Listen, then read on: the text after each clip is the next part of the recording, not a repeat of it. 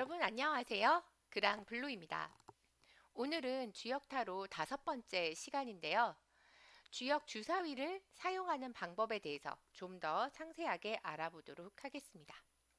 먼저 지난 시간에 배웠던 내용 복습부터 한번 해볼 텐데요. 지난 시간에 우리 64궤명 찾는 것을 연습했었습니다.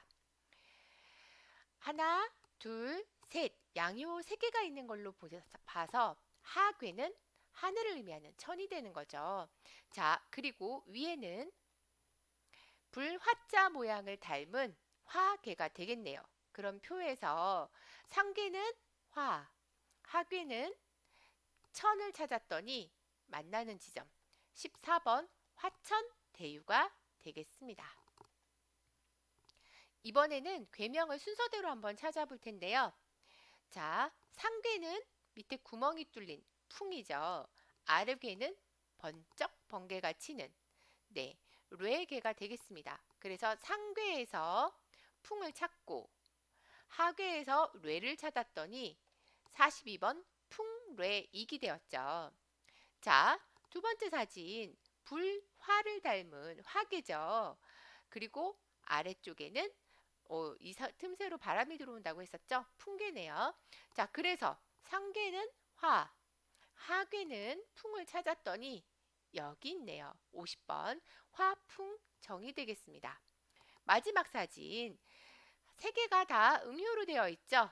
그러면 땅을 의미하는 쥐가 되고 아래에 있는 개는 여기 가운데 구멍이 뚫렸죠. 바람이 불겠네요. 풍괴가 됩니다. 그래서 상괴는 지, 하괴는 바람을 의미하는 풍. 그래서 46번 지풍승이 됩니다. 순서대로 풍내익, 화풍정, 지풍승이 되는 거죠. 자, 같은 궤끼리 중복된 것을 찾아보라는 건데요. 네, 8궤 중에 같은 것끼리 중복된 걸 찾아봤더니 여기 가운데가 되겠네요. 자, 이번에는 괄호 속을 채워볼까요? 같은 궤가 2번 겹쳤다는 의미로 뭘 붙여서 부른다? 그렇습니다. 거듭된다는 의미를 가졌던 중을 붙여서 부릅니다. 자, 이제 주역 주사위 사용 방법에 대해서 상세히 알아보도록 하겠습니다.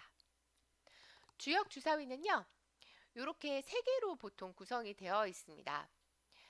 8궤가 나온 주사위가 2개, 숫자가 나온 주사위가 하나 이렇게 되어 있는데요. 먼저 궤가 나온 주사위 2개 중에 어떤 것을 상계로 할지를 정해야 됩니다. 왼쪽에 있는 걸 상으로 할지 아니면 위에 있는 걸 상괴로 할지를 먼저 정한 다음에 주사위를 던져야 됩니다. 예를 들어 왼쪽에 있는 걸 상괴로 하겠다면 여기가 상괴, 여기가 하괴가 되는 거고 위에 있는 걸 상괴로 하겠다면 여기가 상괴, 여기가 하괴가 되는 거죠.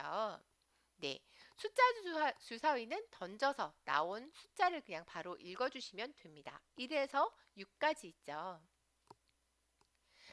사진은 8면 주사위 그림인데요.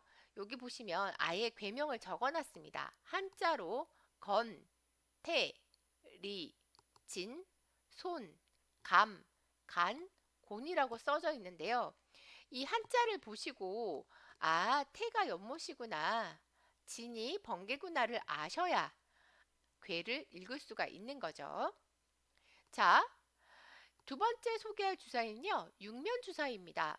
방금 전에 보셨던 8면은 8궤가 다 나왔지만 6면 주사위는 면이 6개밖에 없어서 2개의 궤가 없습니다. 그래서 어쩔 수 없이 이 풍궤와 산궤는 이렇게 바로 나왔을 때와 뒤집어서 나왔을 때, 뒤집히면 풍에서 택이 되는 거죠. 뒤집히면 산에서 뇌가 되는 거죠. 2가지로 써야 된다는 것. 그게 주의사항입니다. 그래서 육면 주사위로 주역 주사위를 사용할 경우에는 풍과 택 중에 어떤 게 되는지, 산과 뇌 중에 어떤 게 되는지 꼭 살펴보셔야 됩니다. 숫자가 나온 주사위는요, 그냥 숫자만 읽어주면 됩니다. 네. 그런데, 아! 선생님, 이건 숫자가 아닌데요? 이것도요. 당황하지 않고 초는 일을 의미하는 거고 상은 육을 의미한다는 거. 네, 그렇게 구분하시면 됩니다. 근데 선생님 육자 밑에 이건 뭔가요? 네, 주사위를 이렇게 1, 2, 3, 4, 5, 6, 6면밖에 없어서 굳이 6면짜리 주사위에는 표시할 필요가 없지만 간혹 주사위 중에 6과 9가 다 들어간 게 있거든요. 그럴 때는 어떤 게 6이고 어떤 게 9인지 헷갈리니까 이 줄을 아래쪽에 표시를 해서 구분을 해주거든요. 그래서 육자 밑에 줄이 하나 더 들어간 겁니다. 특별한 의미는 없으니까 무시하셔도 돼요. 자, 그러면 8면 주역 주사위를 어떻게 쓰느냐? 먼저 주사위 3개를 잘 흔들어서 던집니다. 위쪽을 상계로 할지 아니면 왼쪽을 상계로 할지를 정해야 됩니다. 혹은 색깔로 빨간 거는 상계로 하겠다. 아니면 검정색을 상계로 하겠다. 그렇게 하셔도 되는 거죠.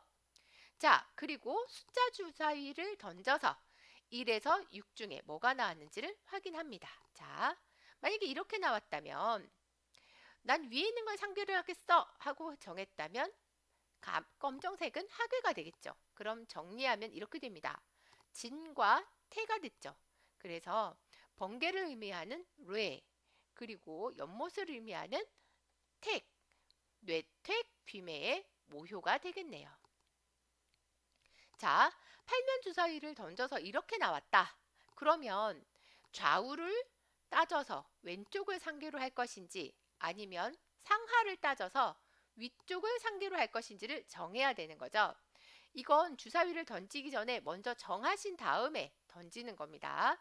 자, 만약에 왼쪽을 상계로 한다면 검정 색깔이 상계가 되는 거죠. 그래서 이렇게 되면 뇌, 지, 예, 괴가 되고 그 중에 사효가 되겠네요. 만약에 위에 있는 걸 상계로 하겠다. 여기가 상계가 되는 거죠. 그렇다면 이렇게 되는 거죠. 지, 뢰, 복, 괴가 되고 그 중에 사효가 되겠네요. 자, 이번에는 육면 주역 주사위인데요. 주사위를 잘 흔들어서 던집니다. 마찬가지로 어떤 걸 상계로 할지를 정하고 방향이 애매할 경우에는 시계 방향으로 돌려서 맞춰줍니다. 왜? 아까 하나 가지고 2개를 다 봐야 되는 주사위가 있었잖아요. 그래서 돌려주는 겁니다. 그 다음 숫자 주사위는 1에서 6까지 숫자를 확인하면 되겠습니다. 자, 예를 봅니다. 주사위를 던져서 이렇게 나왔습니다. 위에 있는 걸 상계, 아래를 하계로 하고 오른쪽으로 돌려서 정리를 하면 이렇게 되는 거죠. 그래서 화택규괴의 사효가 되는 겁니다. 자, 융변주역 주사위도 마찬가지인데요. 자, 던져서 이렇게 나왔다면 좌우로 해서 상계를 정할 건지 상하로 해서 상계를 정할 건지를 정합니다. 만약에 왼쪽을 상계로 하겠다고 했다면 여기, 네, 여기가 상계가 되는 거죠. 그래서 지천 태괴가 되겠네요. 그 중에 오효가 됐습니다. 만약에 위쪽을 상계로 하겠다라고 했다면 여기가 상계가 되겠죠. 그럼 이렇게 정리가 돼서 12번 천지비괴가 됩니다. 그 중에 오효네요. 우리 다음 시간에는 주역 타로를 사용하는 방법에 대해서 배워보도록 하겠습니다. 복습하는 거 잊지 마세요. 감사합니다.